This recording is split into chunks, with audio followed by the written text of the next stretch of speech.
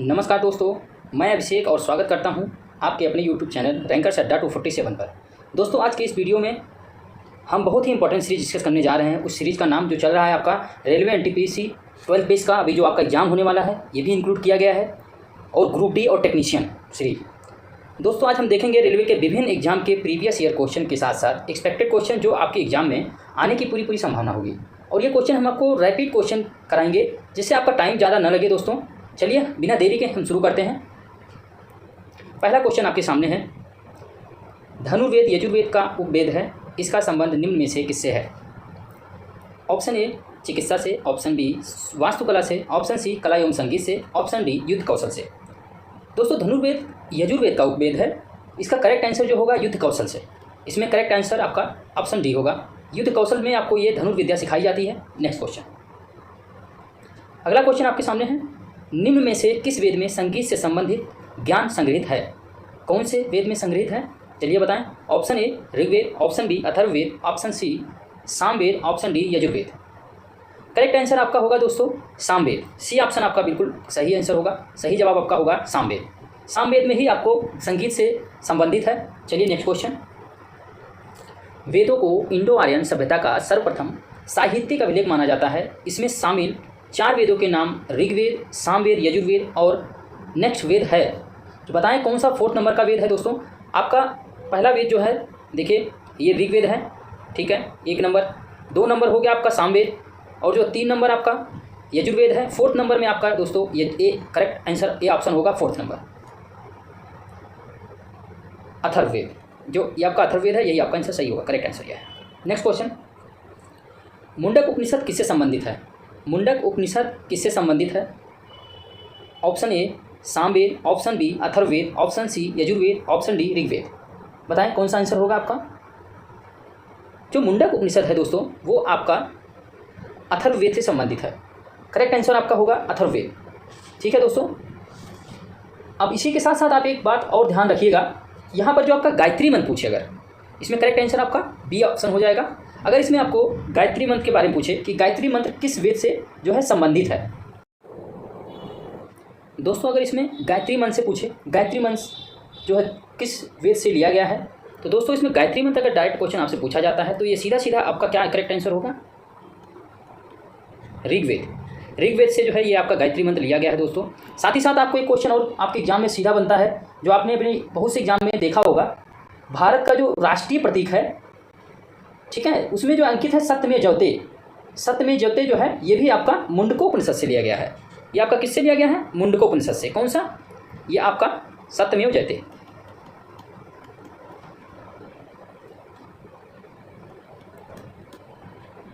ठीक है, सत्यमेव जयते आपका मुंडकोपनिषद से लिया है। ठीक है, ये भी आप ध्यान रखिएगा। नेक्स्ट क्वेश्चन आपका, भारत की वैदिक काल अवधि कब तक मानी जाती है, यानी कि कब तक चली है? करेक्ट आंसर आपका ऑप्शन ए होगा 1500 से 500 BC, 336 से ऑप्शन बी 336 से 323, और सी ऑप्शन आपका होगा 3000 से 26 बीसापू, ऑप्शन डी होगा 550 से 323 BC। करेक्ट आंसर बताइए आप। देखिए करेक्ट आंसर आपका ए होगा। इसमें 1500 से लेके 500 BC तक जो है आपकी वैदिक अवधि मानी जाती है। ठीक है दोस्तों, ये आप ध्यान रखिएगा। चलिए नेक्स्ट क्वेश्चन, निम्नलिखित में से कौन सा वेद जादुई अनुष्ठानों और वशीकरण के बारे में बताता है? यानी जादू टोना आपको कौन से वेद में देखने को मिलता है? जादू टोना दोस्तों कौन से वेद में पूछा गया है आपसे? Option A Atharvaveda, option B Samaveda, option D Rigveda, option C Rigveda, option D Yajurveda. इसमें कौन सा करेक्ट आंसर होगा दोस्तों? आपका करेक्ट आंसर होगा ए ऑप्शन। इसमें अथर्ववेद में आपका जादू टोनों का जिक्र किया गया है दोस्तों। इसमें वशीकरण के बारे में भी बताया गया है। ठीक है, चलिए नेक्स्ट क्वेश्चन, यजुर्वेद में यजुर का क्या अर्थ है? यजुर्वेद में यजुर का क्या अर्थ है? चलिए दोस्तों, ऑप्शन ए जीवन, ऑप्शन बी प्रकृति, ऑप्शन सी बलिदान, ऑप्शन डी सत्य। करेक्ट आंसर आपका होगा बलिदान, सी ऑप्शन। बलिदान आपका करेक्ट आंसर होगा। यजुर्वेद में जो यजुर का अर्थ है वो बलिदान। नेक्स्ट क्वेश्चन आपका, निम्न में से किस वेद में बीमारियों का उपचार दिया गया है? Option A Yajurveda, option B Rigveda, option C Samaveda, option D Atharvaveda. तो दोस्तों इसमें जो बीमारियों का उपचार है वो आपका अथर्ववेद में निहित है, दिया गया है, बताया गया है कि अथर्ववेद आपसे बीमारियों का उपचार के बारे में आपको जो वैद्य लोग थे उस टाइम के, वो आपके उस टाइम के डॉक्टर हुआ करते थे, वही उपचार, बीमारियों का उपचार बताया गया पूरा। चलिए नेक्स्ट क्वेश्चन, निम्नलिखित में से किस उपनिषद में वसुधैव कुटुम्बकम, जो मोदी जी हमेशा बोलते रहते हैं, वसुधैव कुटुम्बकम शब्द का उल्लेख कौन से जो है वेद उपनिषद से जो है किया गया है, बताइए कौन से उपनिषद से लिया गया है। मुझे इसमें आपको ये आपका आंसर बताना है। जो आपके NTPC 24 सितंबर 2018 का फर्स्ट स्टेज में शिफ्ट में आया हुआ क्वेश्चन है। ये आपके अभी आपका 12th बेस का चल रहा है एग्जाम, अभी शुरू होने वाला है उसमें, और देखिए आपका ग्रुप डी है।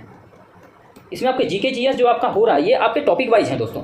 टॉपिक वाइज आपका कोई भी क्वेश्चन नहीं छूटेगा, जो किसी एग्जाम में बार बार पूछा गया है वही आपको एग्जाम में वही क्वेश्चन आपके सामने रखा गया है। चलिए इसमें ऑप्शन ए है महा उपनिषद, ऑप्शन बी छांदोग्य उपनिषद, ऑप्शन सी बृहदारण्यक उपनिषद, ऑप्शन डी केन उपनिषद। चलिए बताइए, करेक्ट आंसर आपका होगा महा उपनिषद। महा उपनिषद में क्या है दोस्तों, इसमें वसुधैव कुटुम्बकम का शब्द का जो उल्लेख हुआ है वो किसमें है, महा उपनिषद में। चलिए नेक्स्ट क्वेश्चन दोस्तों, कितने उपनिषदों में से कितने उपनिषद मुख्य माना जाते हैं, कितने से कितने उपनिषद हैं और कितने से कितना जो है मुख्य माना जाता है, मेन उपनिषद कौन से हैं। देखिए अभी तो टोटल आपके जो है 108 है, ये आप सभी को पता होगा 108। चलिए option A 108,11, option B 116,22, option C 100,12 और ऑप्शन डी आपका 99,10। चलिए तो ये देखिए दोस्तों, मैंने आपको 108 पहले ही हिंट दे दिया है, तो करेक्ट आंसर आपका 108 हो जाएगा। ये आपका टोटल है, जिनमें से मेन माना गया है वो 11 उपनिषद हैं। चलिए ठीक है, नेक्स्ट क्वेश्चन, सबसे पुराना उपनिषद कौन सा है। और इसी में आप ये भी ध्यान रखिए, आपसे हम ये पूछ रहे क्वेश्चन कमेंट में जरूर बताइएगा कि सबसे पुराना वेद कौन सा है। कमेंट में आप लोग को बताना है सबसे पुराना वेद। यहाँ पे मैं लिख दे रहा हूँ, सबसे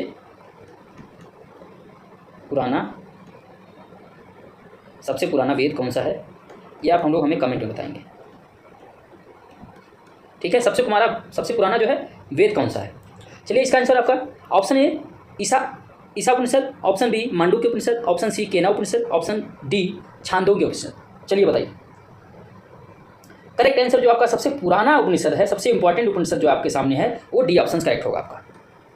छांदोग्य उपनिषद जो है आपका ये सबसे पुराना उपनिषद है। ये जरूर दोस्तों आप कमेंट में जरूर बताइएगा कि ये आपका सबसे पुराना वेद कौन सा है, आपको कमेंट में बताना। नेक्स्ट क्वेश्चन, प्रारंभिक भारतीय दार्शनिक के अनुसार प्रत्येक वस्तु कितने मूल तत्वों से बनी है।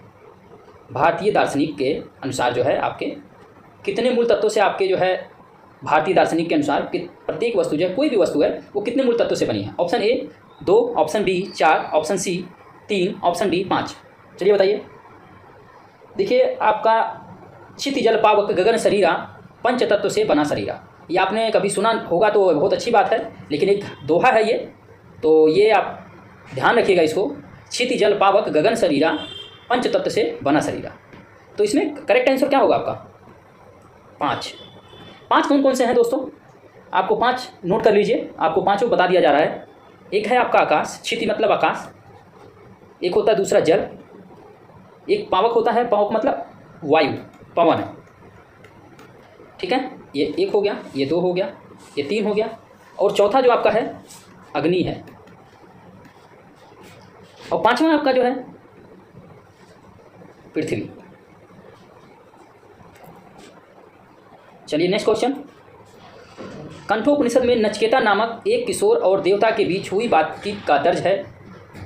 निम्नलिखित में से कौन सा देवता नचिकेता से बात कर रहा है। ये क्वेश्चन बहुत ही इंपॉर्टेंट है आपके लिए, ये आपके SSC में भी क्वेश्चन पूछा गया है कई बार, ये ALP में भी आया है, अभी आपका ग्रेजुएशन का NTPC का क्वेश्चन हुआ उसमें भी ये क्वेश्चन पूछा गया है। चलिए बताइए, ऑप्शन ए भगवान यम, ऑप्शन बी भगवान शिव, ऑप्शन सी भगवान इंद्र, ऑप्शन डी भगवान कार्तिकेय।